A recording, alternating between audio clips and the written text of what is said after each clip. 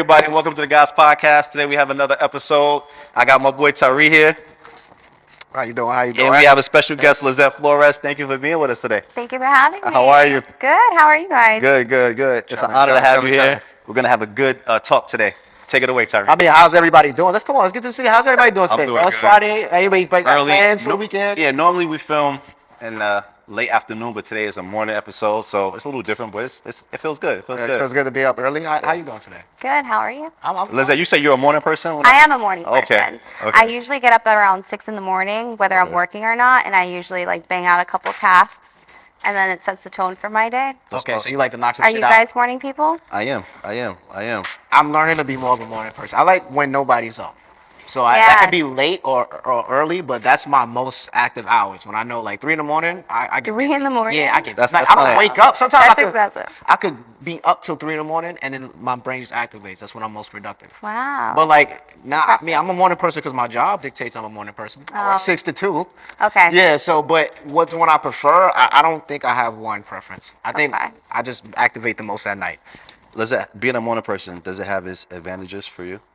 Yeah, I feel like I'm more productive. There's less simulation. I can just kind of do what I had planned, like bang out laundry, just stuff around the house, and then I have more time throughout the day. That's awesome. Yeah, you get to knock shit out, and then when everybody else is up, you're like, I already did X, Y, and Z. I'm ahead of the game. It does kind of feel like that. That shit does feel good. But you got any plans for the weekend? What's going on? What am I doing? I'm Nothing really. Just working, going over some personal projects that I'm working on too. So that's motherfucker. Yeah, personal projects. I like this guy because he There's always up to something. Yeah, this motherfucker. I fuck with him. I fuck with him for that. You always are up to something, bro. Good shit. All right. So what projects have you got going on, bro? Launching 2 apps. And we're almost done. It's a restaurant recommendation app that I'm launching, and I'm launching another app. It's a platform built for people to save, share, and organize all their readable content in one place. So it's gonna be pretty cool. It's a lot of rebuilding, going back to the drawing board, testing it out, rebuilding, testing it out. So it's a lot of hard work that's involved with it, but we're gonna get it done. I have good partners. So it's all business this weekend. You ain't about to be outside. Probably hit the gym a little bit, and then that's it. What about you? Anything special going on this weekend? Just date day. We're doing a date day tomorrow. That's telling awesome. Mo about. My fiance's finally off from work, so we're gonna have an exploration day tomorrow, and then I actually work on Sunday. So. Okay. 1 day off and then. Yeah. All right, so enough of the small talk today. We brought Liz in today because she's going to share, because we're going to be more structured like we promised. We brought Liz in today to educate us on a little bit about femininity. What is femininity? And my bro Tyree, he's the one that kind of came up with this idea. And we were like, we have to have Liz. She embodies that, right? So Liz, take it away. Well, no, let's say take it away is me. But so what it is that, Lizette, nice to meet you. How old are you for everyone here? I'm 27 years old. And what do you do for a living? I'm a nurse. Oh, that's wonderful. Yes? Yes, that's great. Well, the reason why we're having you here is because I come up with the topics, and then as I talk to people, or as he talks to people, I like to have people who can lend a voice to certain topics. Of course. So when I was doing the what is masculinity, what is femininity, I asked these questions because it's a popular conversation in YouTube space and all this stuff about the red pill space and what women want, what men want, and I don't think that we actually know. We don't have this agreement upon we don't have the same definition for some of these terms. Like when you might define what you might define as feminine, I might not define as feminine. Some men might say, "Oh, a beautiful woman is feminine." I don't agree with that. Some men might say, you might say a certain thing is feminine. I mean, you being a person who lives that, I want to learn what you think, combine it with what I think, and come to an understanding of what femininity truly is. So that we know, 1, what we're looking for. 2 is some things like fucking ridiculous. Like just looking for a woman for her looks it's not going to be a good pursuit. You know what I mean? Yeah, looks alone is not. Yeah, so when you're looking for a femininity or just looking for a woman who's nice to you, but a woman could be nice to you and have the wrong reasons or intentions behind it, which what you could call dark feminine, right? Which is dark feminine is more of a I've never heard of that, Liz, and you said something off camera about the different variations, so that's super interesting. Okay, well, yeah, expound upon that. First, when you think of femininity, even if you could just think of some adjectives or something, what do you think? Like word association. What is femininity to you? So it's a spectrum. You can't just be one. You can't be one or the other at one time. So you could be light femme, you could be dark femme, and you can be have a spectrum of that. Okay. So light femme is more of the dull-eyed look. So you have those like big, beautiful eyes, and you're kind, and you're sweet, and you're caring, and you're loving. You're showing that very light femme of you. Whereas dark femme, it's more of like the seductive version of you. It's more of like, think of like the Bratz doll, like, you know how she has that dark eyeliner, and she's more, you know, sultry, and she's more, they call it siren eyes, you know, when you're kind of like alluring a man. And I think that that's not necessarily bad. It's a version of femininity that I think men enjoy, like we were talking about earlier. Okay. So I think that, yeah, you can land Somewhere. Do you having a think? balance is good, and knowing when to use one or the other is really important. Liz, I'm so happy that you're here because I promise you, like, I study a lot of like psychology and like understanding different personality traits, but I've never heard of dark femme. Really? Yeah, you should look Yeah, into it. and There's light femme. books. There's some people that do use it in a manipulative way, and I don't agree with that. Right. It's more of like I'm gonna do, you know, trade sexual acts for like favors or getting a man to do something for me, and they do it more in a like a strategic way, and I don't think that that's feminine, and it, you know, some people use tactics in the wrong ways, and but Well, that's dark and light femme. Yeah, I get what you're saying. So more into the dark and light like, so a dark feminine woman can be, she doesn't have to necessarily be manipulative, is what you're saying. Yeah, no, I think So that you men think it's enjoy that, like, It's dark like more femme. sexual based, would you say, or more like, you say alluring, right? Yes. You know, alluring, kind of what I hear, that I think of sexually attractive. Okay. You know, maybe something that's like, yeah, I think of sexual attraction when you think of alluring. That's kind of what we. So you think in dark, when you say dark femme, because I don't know about this. I just learned about dark femininity on like the car ride over here. Like reading, and like I heard a woman say it, I'm like, that makes sense. I just would call it like women who use their femininity for bad shit. I didn't have a term for Yeah. it. But then you're educating me that it's not necessarily a manipulative woman. It's just a woman who's more alluring and.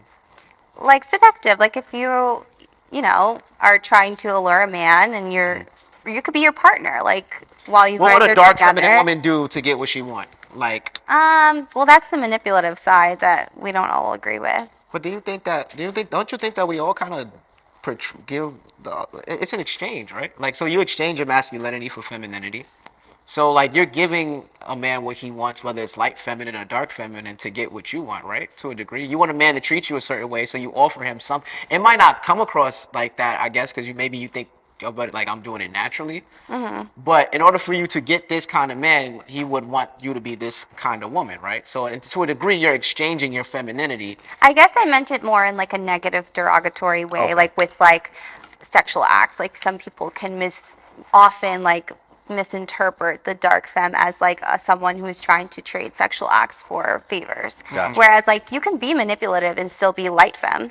You know, you could still be like, hey, like I'm really sweet, but I really want you to do something for me. You know, it doesn't Absolutely. have to be dark femme. So I think that maybe I was just trying to clarify that dark femme isn't bad just Yeah, because of the necessarily. term. Yeah, and I agree with that, because I think Gotcha. even on the man side, a man can be. I think you can be a leader or something. You can lead a woman and tell her what to do and not be controlling. You know what I mean? Like you can be telling her things that are beneficial to her. You can be telling her things that'll make her a better woman. And there are ways to be a leader without being. Because some women might say like, I don't want to be told what to do. But if a man is telling you what to do and it's coming from a good place and it's for your best interests, As a leader, as having a man as a leader, you should listen to him. and that's also a choice, right? Like Yeah. you choose to And you choose who your leader is, so you trust him to lead you. So listen, I think that if a woman is with a man, you should not date men that you don't want to listen to in the first place. Of course. I think it all goes back to selection, right? Yeah. Never be with a man that you feel you can't trust or would you allow to like lead, right? Well, lead you. So it all goes back into like understanding who you are and making the right decisions. So Lizette, is there any way to discern when a woman should use, should use dark femininity and when they should use like light femininity? Like what scenarios would you think would be a good time to use dark femininity and when would it be a good time to use light femininity? So I think it's just listening to context. Okay. maybe you're in a situation where a man would be more receptive to maybe a dark femme Okay. approach, and that's usually more of like the sexual side of like relationships and stuff. I think that we operate mostly in light femme, Okay. like being, sweet and caring and generous and with our love and just showing those qualities of the feminine. Dark femme can be a little like seductive. So I think that the situation doesn't always call for it. So, But I okay. think that there's also a lot I could learn from the dark femme because I don't read a lot on dark femme. So I think that there's probably pieces that I'm missing that we do incorporate throughout the day, like certain qualities of the dark femme that are just tied into maybe like one big femininity bubble. Yeah. Right. But maybe my limited understanding is there's two sides of the spectrum. Liz, even with your limited understanding, you ahead of the game because a lot of women don't even understand what femininity is, and you already over here talking about different sides of femininity. It's like some women don't know what the fuck femininity is, like just introductory level, and you're advanced, like AP, like You, this that is means this a kind of lot. femininity. They're on, they're stuck on level 1, and you're playing with different kinds of femininity. And so Liz, when did you start to understand what femininity was? Was your upbringing something that played a major role in what you think, what you thought femininity was, or was it more so like just learning as you got older? What was your introduction to the whole understanding of femininity and what you needed to embody to be feminine? I didn't grow up in like a traditional household where I had married parents and my dad took care of everything and my mom would stay at home like making cookies like Yeah. maybe your mom Yeah, was. yeah, yeah. So I didn't have that experience, but my mom was always very adamant that I should look for certain qualities in a partner and a man should treat women a certain way and women should approach men in a certain way. Like my mom would get dressed up for the smallest occasion, she would always she taught me at a very young age that women should be put together and like just little things like that. And although I did grow up in a single parent household for the beginning of my life, my mom was still in her feminine but still had to work a couple jobs. And also I just want to like lead, like I love my parents so much and I don't blame them for anything. My parents did what they could. We're all living this life for the first time and like it's not their fault. And even though my mom was more of like do as I say, not as I do kind of mother because she didn't have that reliable, high value man in her life to support us throughout our whole childhood. She did the best she could, and she always tried to set the best example.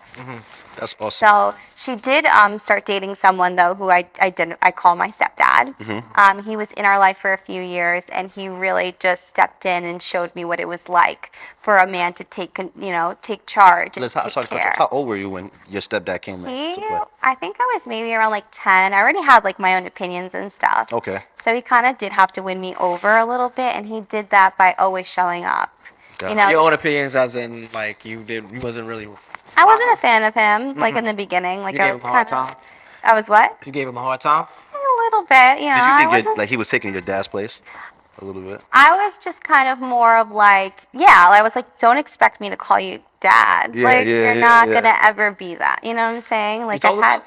like, in my head, like, I was very, I had a strong wanted to opinion. protect your mom too, right? Yeah, and I wasn't a fan. Like, he would be over, I'd be like, can I leave? Like, I wasn't really He really into put it. in the work to. So wait, so did your mom let you come to respect him in your own time, or was she the kind of mom that said, "Listen, this is my man.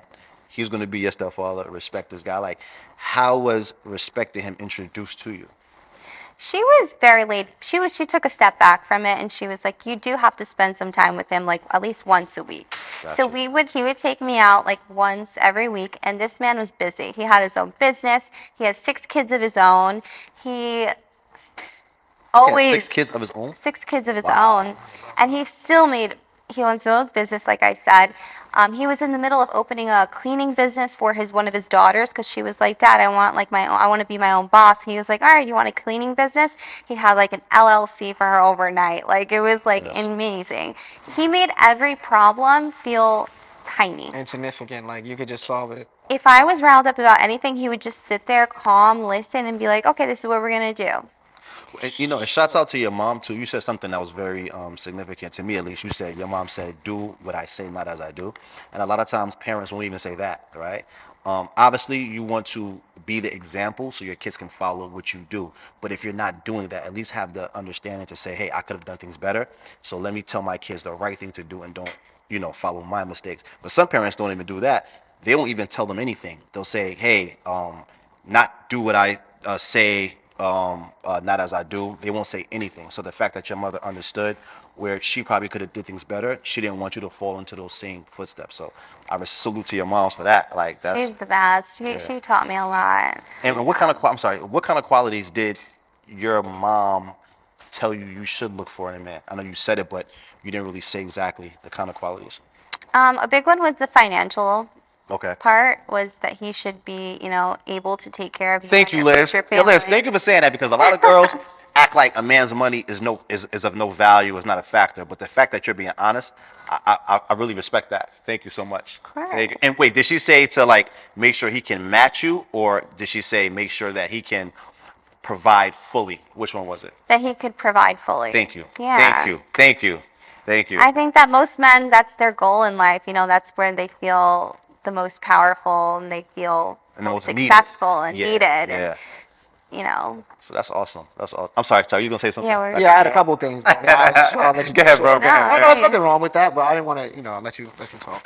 So the thing that I noticed that I wanted to kind of point out or pick apart or ask you about is it seems to me that it was easier for your mom to be feminine when she came across a man who was able to provide everything. Yeah, so circling back, when I got a taste of, he finally grew on to me, obviously. He was always punctual. He kept his word. He made me feel so comfortable and he let me relax a little as like a little girl and like he made me feel taken care of. And watching my mom fall into her feminine even deeper, she was just playful and she brought that energy. We didn't have to do anything crazy. We just made him happy and he took care of everything else. He gave us food, clothes, experiences, and we just had such a great time together. And unfortunately, the relationship didn't last. So I went back to living in that very single parent household. Mm-hmm. So getting that taste of like what it was like to have a man, in our lives, like taking care of us. And I'm still very close to him, even though he's not with my mom. He still checks in on me. He moved me into my college apartment. Wow. You got a lot of respect. Yeah, he is like a man of his word. Right.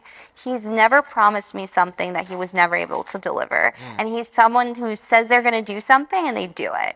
And I find that that's what I'm attracted to now, is a man who is to his word, who says when they say they're going to do something that they do it. So I feel like, but in order to get a man like that, I saw what he wanted of of the woman that he was with. You had to see what your mom had to do to be able to make this man happy and keep him exactly. in your life. And you said a lot of things that I say, like when me and him are talking behind closed doors, that I like that you said because it speaks to what what we say, like, to us, is just shooting the shit until we get a woman around who confirms it. To me, like, you know what I'm saying? Because to me, it's like, we are like... It's like a theory. Yeah, it's like two scientists. Like, we're talking, we're like, well, I feel like women look at it like this. And then you'll come and we'll talk to a woman and she'll confirm it based off of, like just saying it randomly. Like, I'm not even pressing for this, but you said a lot of things that I want to pick apart. And my mind is all over the place, which is why the fuck. But because there's so many, because it's beautiful. What you said was, one, that... you agreed that it's easier to be feminine when masculine energy is around. Yeah. So like when a man is able to take care, so when I look at women who are not in their feminine energy or space, I tend to see things differently. You would demonize a woman like she's not feminine. I think that she's not feminine because she feels unprotected and unsafe. I think a lot of women are aggressive and angry because they have to become the man that they need to protect them. So they become that man so that they can feel safe. So I think one of the things of creating feminine women is to have a man around to preserve that feminine energy.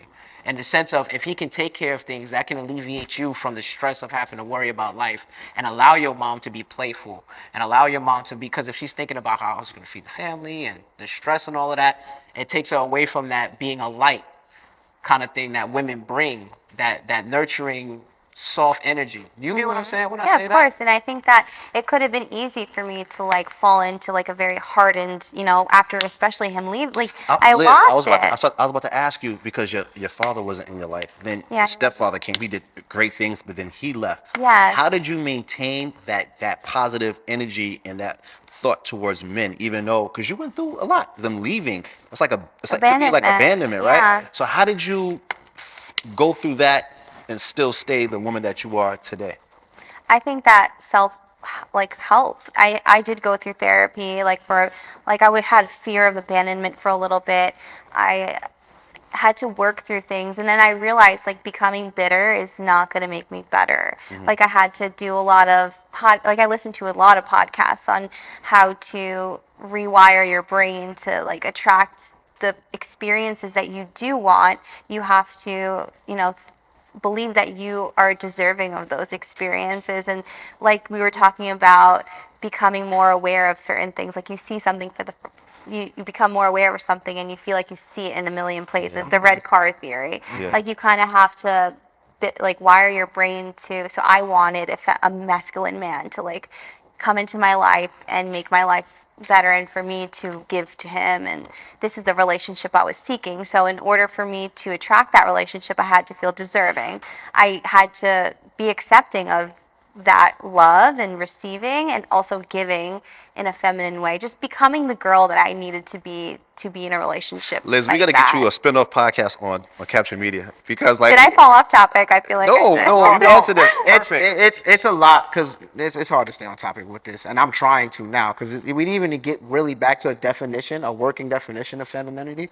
Like so, let's backtrack a little bit, right? All right. So, with a feminine woman to you, what traits would you describe a feminine woman to have? Like if you think of your mom, you say she's a feminine woman, right? Or she had do you think your mom is naturally feminine, or she was learned to be feminine, or did you think I that? think that my mom always wanted to be, feminine, but she just couldn't in certain situations because she had to provide for my brother and I. She put us both through college. She made sure we had everything we needed. So she did have to hustle a little bit, and she went out of her way and she worked a little heavier than I think the feminine should or had to, and she had to negotiate and do things that I think were more masculine. Right. I think But that's natural. Sorry to cut you off, but I no, think that's kind of natural that, like you said, she wanted to be feminine. I think a lot of women are in that situation. yes. And I think that's what the problem is with dating now, is that we as men, first of all, we're not stepping into that role as eagerly as maybe before. As far as being a provider and making it, maybe we don't understand that in being that provider that we can command more femininity from you. And maybe women don't also understand the power that their femininity has. Maybe because a lot of women believe that being a provider or making more money will make me more powerful in a relationship. Or is it because media has told women to think like that too, right? Like a lot of times you hear like these celebrities and musicians empowering women to say they don't need a man, right? And it's like men, are you going to help a person that's old carrying bags across the street or able-bodied person carrying bags across the street, right? We help people who we think needs our help. So a lot of times guys might see women who are empowered and not feminine. We're not really ready to step into that role of masculine for her at least. And you Right. can't be as beneficial to her as you would be to someone, a girl who would, Exactly. Who shows you that she needs you, yeah, like right? I'm Exactly. asking for your help. Right, yeah. So I think, like we was talking about it off camera, like the damsel in distress thing is one of the, because it's a powerful tool. He was like, that's level 1 femininity, and I'm like, That's the easiest way to look Yeah, at your like, feminine what- is to just exploit a damsel. man's need to want to be useful to a woman, right? Like Yeah. just you allow him to do what even if you could do it yourself, you allow him to do whatever it is to make him feel powerful, to give him his ego. Babe, you're so strong. You opened that pickle jar. Oh man, you're the best. But anyway, I get off topic. And I'm sorry, and Liz, and also too, you being a nurse, right? You are a high earning woman. So the fact that you are making your own money, high earner, and still understand the need to be feminine, that's amazing to me. What would you say to women out there that think it's not cool to be feminine or makes them look weak when because they're feminine? Like what would you say to a woman like that? Because sometimes coming from a man, it's a little harder to say, but coming from a female, it might be a little bit easier. So how would you like? What would you say to those women? I think that being in your feminine looks weak, but it's exactly the opposite. We kind of gave the analogy off Yeah. camera of the Yeah. ballet dancer. Yeah. But it comes off so graceful, That's deep, too. and it comes off like a beautiful, playful act. But do you see how strong they are to do those moves? Like, they have so much strength in order to do the acts of ballet.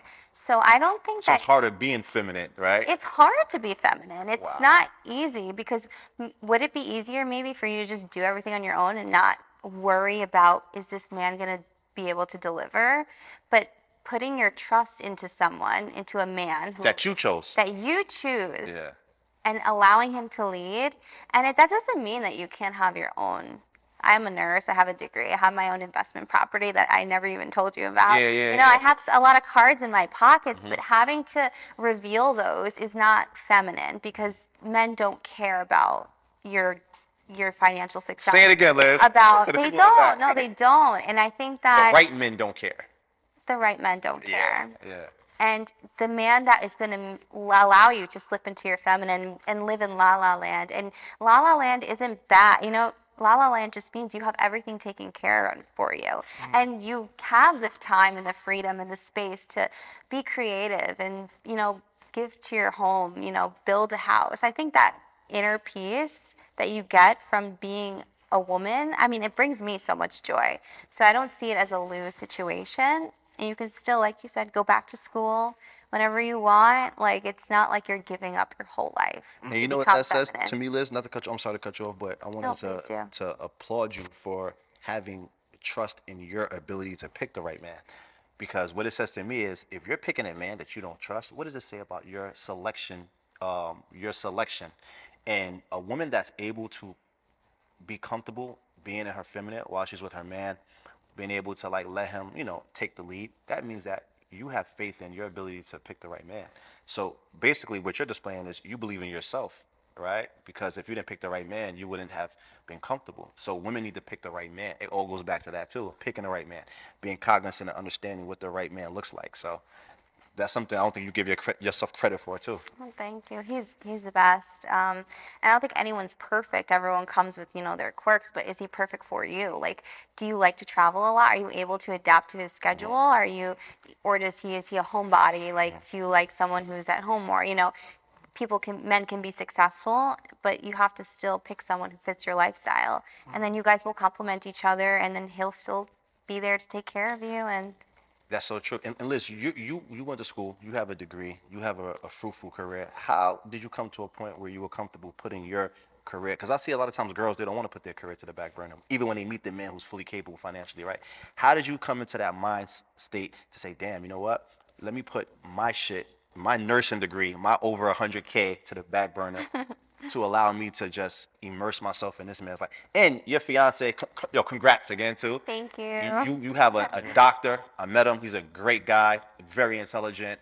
Not just book smart, but also socially adapted and socially calibrated. So I always say, you hit the lottery, man. Thank you. He's a great guy. So women, y'all can learn something from her. She locked out a doctor, man. So how did you come to the point to put all of your shit to the back burner to say, you know what, let me just fully immerse myself with this gentleman? I think I came to the realization that I had to be supportive of him in his situation. I came to a point where I was a nurse and I already had my career, and I finally went with my gut. I was just I'm just going to do what I want to do for the first time. I'm not going to suffer through school, because I don't want to go to school. I want to be there for my partner and support him through his journey. And I knew that he was going to be in a position where he might have to move God knows where, because the match process is just insane. And he could have matched across the country. He is a fellow right now, right? He's a fellow. Okay, so right before he matched to fellowship, we were up in the air, are we going to go to California? Are we going to go to Tennessee? Are we going to go to Miami? We don't know. And I knew that I was going to have to commit, and he asked me early on, are you going to be willing to move? And I was like, yes. This is my new priority in in life. And I saw him as such an amazing person to build a life with. And at that point, our biggest concern was where he was going to go and how we were going to support him through his journey. So yeah, I chose to definitely not apply to school. I couldn't make that commitment at that point. When you're writing a book, Liz, you gotta write a book So a lot of these girls can understand, and like I said, like Tariq said earlier, it's good. We can have our own theories as men, but having a woman like you who fucking did it, right? Like you did it. You hit, like I said, you hit the jackpot. You did the right thing. Like I always say, you know, a woman can go to school. I've heard a lot of women who go to school, get educated, make a lot of money. At the back end, they're single, and a lot of times they're not really happy. A lot of times they're miserable. They're looking for the love of their life, but they didn't prioritize what they wanted in relationships early on, and sometimes that can like backfire. So the fact that you're still in your 20s, you still at, you know, you didn't even hit the peak of your career, and you're saying, "Fuck it, I'm gonna put that to the side and just focus everything with this guy." Like that's amazing. That's amazing. Yeah. Yeah. Oh well. Thank you. A couple things I wanted to get to because we always do I know. this. We I always know. do this because it's a But when you have interesting guests, we it's have. so much I love shit the comes to your mind. conversations we have, but we gotta stay on topic. Okay, so let's go. We're gonna run through my shit. We got like 20 minutes left, right? Okay, let's go. Let's do this. I'm sure the audience is confused. Like, these niggas is just talking. Right? let's stay on topic. First of all, we never describe femininity. Give me a feminine trait right now. A feminine one? Trait, yeah. Just you say feminine or what? Nurturing. Playful. Playful. I say nurturing. Give me one. I say agreeable. Oh, give me another one. Confident. Soft spoken. Pleasant. Caring. Compromising. Is that right? Yeah. I'll go with that one. Non-combative. Thoughtful. Loyal. Do I say loyal? Can you be unloyal and feminine? Compassionate. Don't help me. I'm going through this because I'm thinking you could be. I'm not gonna say loyal. I'm gonna steal that one. Compassionate. Compassionate. All right, sensitive. Damn, y'all good at this. Go ahead, give me another one. Quiet. Did we say quiet already? See, I can't say Wait, that. hold on. See, but that's Wait. But that's why I like because that's how I like where we going. Is a feminine woman quiet or the seen and not heard, like stuff like that? Do you consider that? I mean, I typically would And probably soft-spoken, I would quiet? gravitate more towards a woman who's more quiet than a woman who's more like loud. And wants to be the center of yeah, attention. wants to be the center of attention. Me personally. Okay, I can kind of agree with that. I like the low key women. Like that's what I'm attracted to as a man. A woman, like you said, doesn't want to dominate the conversation. Like you listen, you let people. And the I thing think is, not too- quiet. You don't have to be silent. It's Yeah. just more of like you listen more than you speak. I'm glad you put it into context, Liz, because they take shit and run with it. Yeah, So thank you, I don't Liz. want to Thank you. get. Thank you. No, Yeah. no, you don't have to be like mute and like in the corner. I speak a lot. And the thing about you that I respect, Liz, is that you have a great knowledge base. So you're very select. It's a lot of times people just want to talk just for the sake of talking because they don't want to seem like they're put into fill a the certain air. category. But the fact is that you have to probably dumb yourself down a little bit just to make others around you feel comfortable. No, it's- That's another trait, right? And especially sometimes, not with your man, he's a doctor, he's very intelligent, but imagine being with another man that was masculine and he has a good knowledge base, but you might know certain things that he doesn't know, right? How do you introduce that to him to like make him still feel comfortable while still letting him know, like, motherfucker, I know more than you? Like, how do you balance I that? think Jeremy is Because a man's not. ego is everything, right? Right, so you got like, babe, I don't think it's quite like that. But you got like, but is it? But then again, is it capable? Is a woman capable of loving a man that she's more competent in? It isn't. You have a woman here. Ask her. I'm asking you. Do you believe that you could be more competent than a man and still love him the same? I think that women would benefit. Well, no. I think that women would respect a man more if she could learn from him Right. Gotcha. instead of the other way Other way around. around. Got you. Because I made a post that you liked. I said, instead of learning together, learn and teach her. Yes. Right? Right? Love So that. Jeremy knows so much more than I do in all areas of life. So it would be rare for me to come across something that like I know better than him. But if I did, it was probably about like, I don't know, something that doesn't matter. Yeah. And I wouldn't bring it up to like correct him. and the beauty of like, masculine and feminine is that as a man, we don't get turned off. We don't lose attraction for females that are incompetent or who needs our help, or a woman that might lack skills in certain areas. We're willing to teach, and we won't lose attraction while teaching. I think it doesn't work the opposite. I think when women have to teach and be the one to step in to pick things and decide where to go, I think subconsciously, she might not admit it, but subconsciously she might not be as attracted as she was before she knew those things. What do you think about that, Liz? I agree. You agree? Liz, man, All right. you got it, man. Yeah. Next question. What's the next? Do you think femininity is valued today? Does it Do you think femininity is It's valued? I think femininity is it's coming back. You know, I think so. you see It's coming back in the style. It's coming back hashtag. around. You see hashtag tradwife. We were talking about tradwife. Trap wives, yep. People are Or pick me's, right? Pick me. being cutesy and What's that? being QT. cutesy. It's like a new like little TikTok trend that girls are saying, Really? like just being cutesy and thoughtful, and I do think that certain aspects of femininity are attractive now, and that Okay. some women are posting those videos like who made women go back to work kind of thing, but I don't know if there's a lot of substance behind it. Like I don't know if it's just girls who like just don't want to work, Right. and like Yeah. I don't know if it's just that, but I don't think that it's lost value. I mean, I think men who value it are still around. Yeah, and 100%. you just have to find them. They're not going to be at the bar. They're going to probably be working or studying or. So if femininity is still valued, why is it that women don't choose to? Because it seems like women don't choose to be feminine even though they can be. Because Yeah. I hear a lot of women say, I would be feminine if a man did X, Y, and Z, which is fair. I believe that Think that's fair, Tari? Yes and no. I believe that women should be. You said it. I said this. So Go ahead. I said, Liz. So you know how women say, "I need a man to handle me or to put me in my feminine." Mm-hmm. If you flip it, imagine if you were dating a guy. He says, "I'm feminine until you put me in my masculine." Right? I think men are expected to be statically masculine, and women can choose to be feminine when they want to be. I don't think that's a fair trade. I think that even if you're not in a relationship, maintaining femininity can put you in a favorable position because a course. man might not even, you might not even know he's watching you, but he could say she's cute, she's pretty, but she's a little too masculine for me. So you might not even get the chance because you're masculine from afar.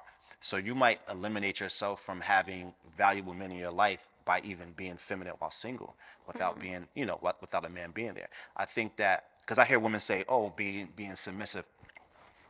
I think it's better to be selectively submissive That's what I want to and get at. statically feminine, right?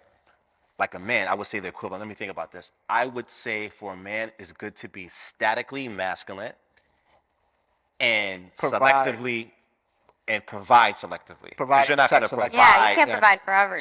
So of I would course. think submission is the equivalent of a man providing, and I would think masculinity is the equivalent of femininity.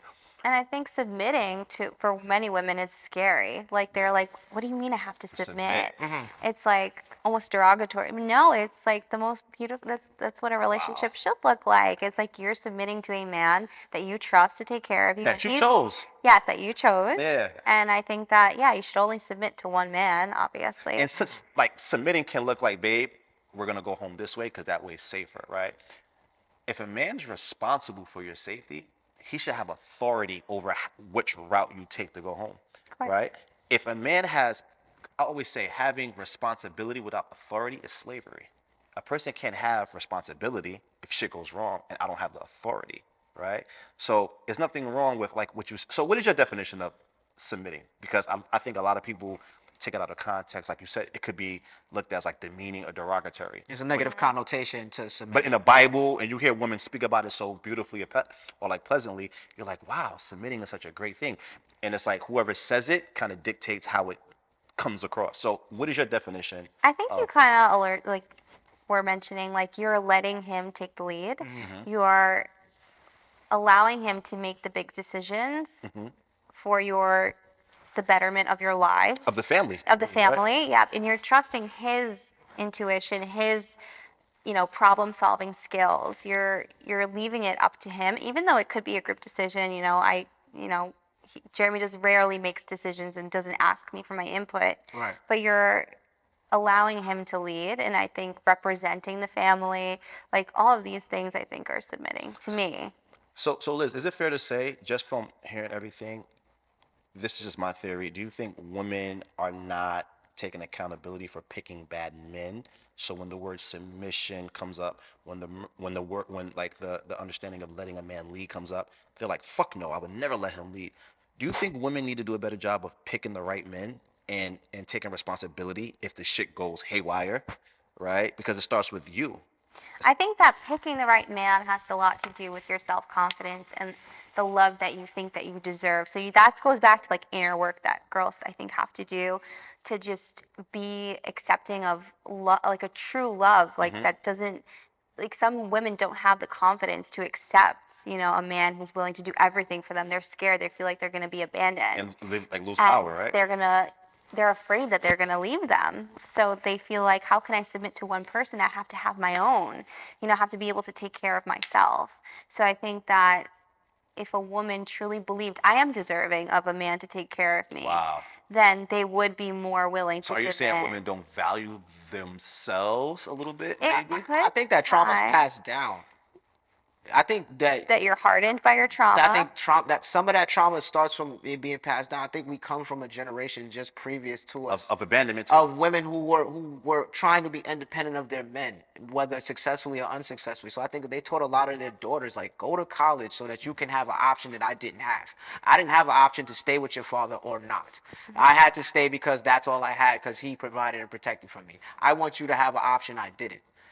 To be able to choose whether you stay with a man not based off of financial reasons. And don't trust any men, And so I think that that. that starts wiring women to look at men as opposition, something that I have to always be ready and be, to separate myself from you because, like I said, I think it's passed down. I think that Yeah, we see it it in could our be. media. I think we see it in our movies, the way that, a lot of men are portrayed in like The Color Purple.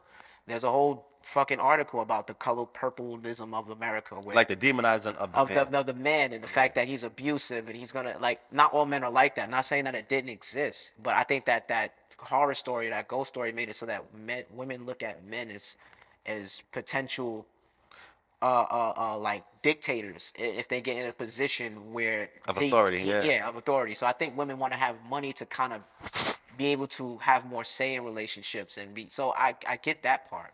But also Tyree too, like it's hard too. Like a lot of times women are young girls have front row seats to their mother's trauma, right? So they're like not just looking at it, but they're hearing their mother talk bad about their father. They're hearing their mother saying, "Girl, don't trust men. Men ain't shit." So as a little girl, you're growing up seeing your mother having to do everything, and then she's putting more. And then also too, when the man's not around, the girl's gonna have more responsibility in the household too. She has to fend for herself. If someone, like a lot of girls too, get assaulted, you'd be surprised how many young girls are molested. So they don't trust men because of that either. And that's And working there's on no your protection. self-trauma, Yeah, like there's inner no work. protection. I've heard a girl say that she was molested by her uncle, and there was no man there to protect her or to help her in that situation. So she was saying that she never had a chance to like lean on a man.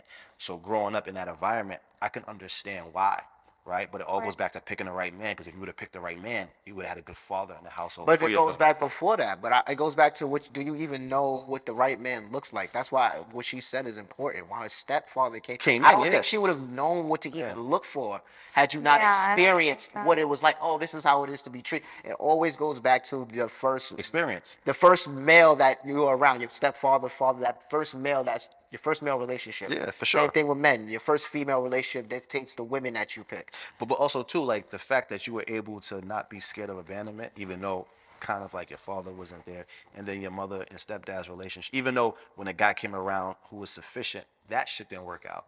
So it's like for you to still give, how can I say, give trust to a situation where you've experienced two men leaving, right? Even though the stepfather did his part, he still left. Like I just commend you for that, for trusting that a relationship can work long term too. So Have you ever been let down by a man?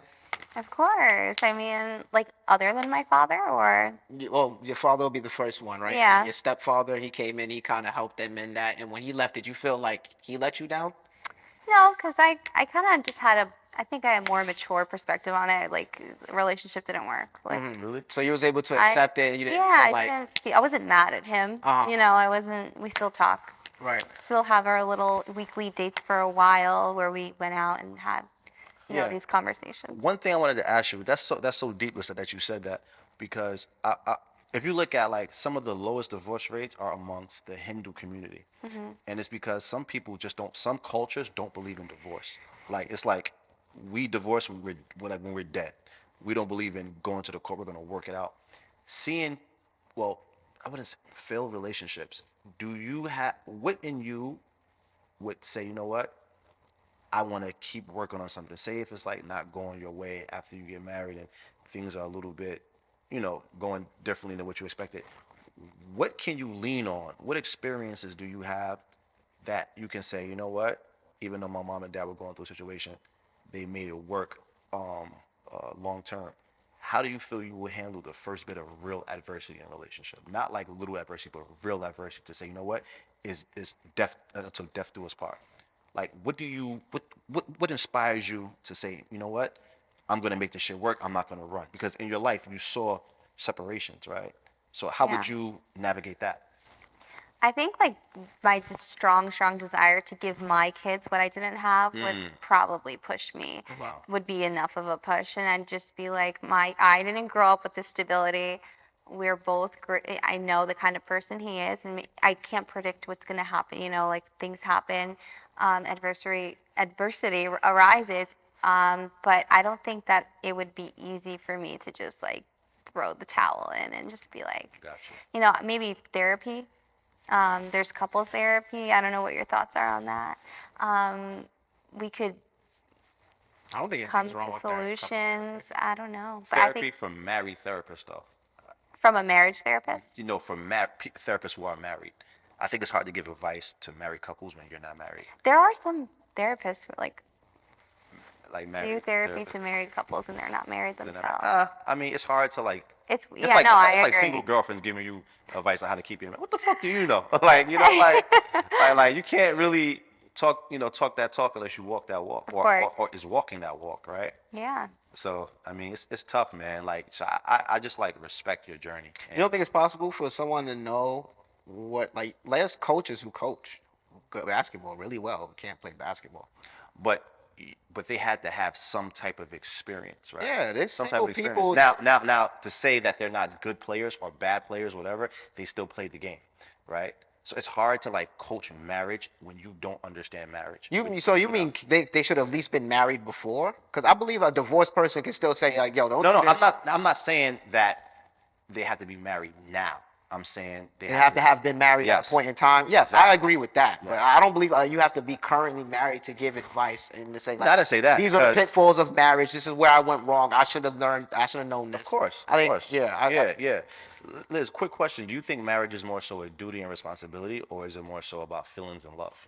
This one, no one, I don't know if anyone's going to agree with me. I think you might. I think it's more of a duty and responsibility.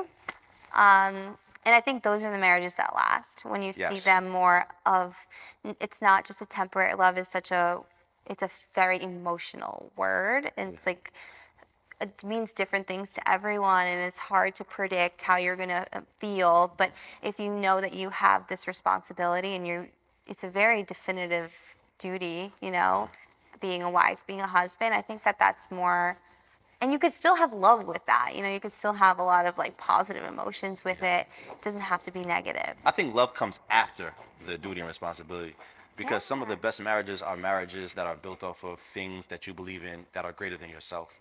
Like you have a duty to God, a duty to the culture, a duty to the society. Those are the marriages that tend to last longer. And you fall in love with that, like you said. do. So You do. best of both worlds, I think, if you see it as more of a duty and responsibility. Definitely. So I know you got so much more. yeah, so much more. So we're gonna go into. I want to go to the more fun topics a little bit. Fun, I love fun. I know this is like super serious, right? Yeah, no, 'cause it is because there's so much to talk about, and I feel like we never have enough. And this is Liz's first podcast, by the way. Yeah, My first podcast. Yes, and You're it doing was great. fun. You're doing great. Nah, you are You're doing great. great. But Thank you for being so candid and honest. I really appreciate you. we ain't asking no hard questions yet. Okay. Hold on, let me give us something. There's no hard questions. It's all. Do you think most men deserve femininity? That's a good question. Do they deserve femininity?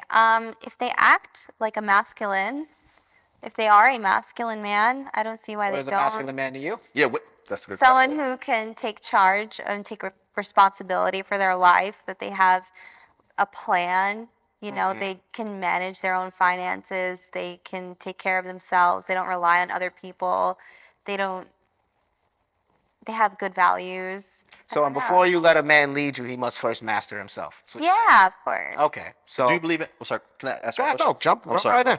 Do you believe in toxic? Because I don't personally believe in toxic masculinity, because I don't think people understand what the true definition of masculinity is. Do you believe in toxic masculinity? Do I like toxic? No. Do you masculinity? believe in it? Meaning, do you think it's a real thing?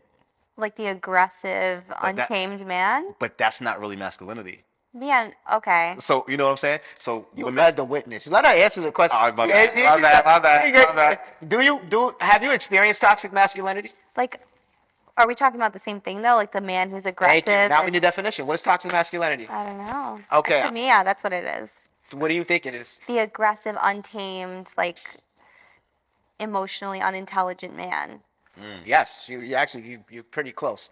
What do you think it is? I don't think that toxic masculinity is even a real thing, because in order to understand what toxic masculinity, what you think it is, you have to understand what masculinity is. So if you don't, not you, but if people don't understand the true definition of masculinity, you can't say something is toxically masculine, because it's not the same, right? Maybe like I could see it being just the same way as you're saying femininity can be manipulative. You can maybe turn it around and say masculine men can be manipulative and be like, this is my way or the highway kind of thing. That could be toxic masculinity. Okay, okay, we gonna say something? So yeah, I think there's certain, so femininity and masculinity, I think there are levels. So there are certain traits that someone can have, but then there's also certain choices that you make that I think can determine whether you're masculine or feminine, or a certain mindset or philosophy you embody.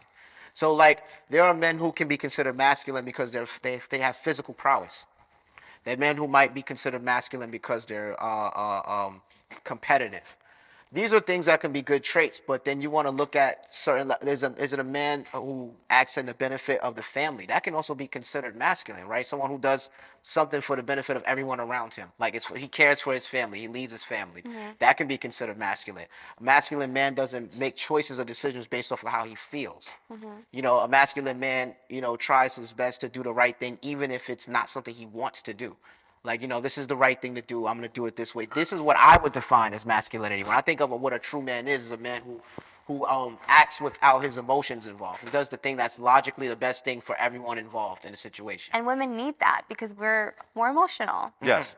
So it's like a balance. So I think on my side, that's how I think of masculinity. Now, when we go back to femininity, do you think there are certain choices that you have to make to remain in your feminine? Like when dealing with your husband, there are certain things you're like, you know what? Let me try to be more feminine about this situation, or it's like a conscious thing? Is it like conscious? Do you feel like it's a choice that you make to remain in your feminine every day? I think that we were kind of talking about this earlier. Like you create your personality a little bit. Okay. Like when you become an adult, and if that's the kind of person that you are choosing to be, like I'm going to be this feminine person, it becomes a point where it's just automatic. Like, are you going to rile your fiance up when he comes home and he's tired from work? Like, are you going to go ask him a million questions that are triggering him? Like, no. So I think that's conscious, even though you want to ask the question, maybe right now it's not the right time, And I think that being feminine is knowing when to ask questions and how to be his piece.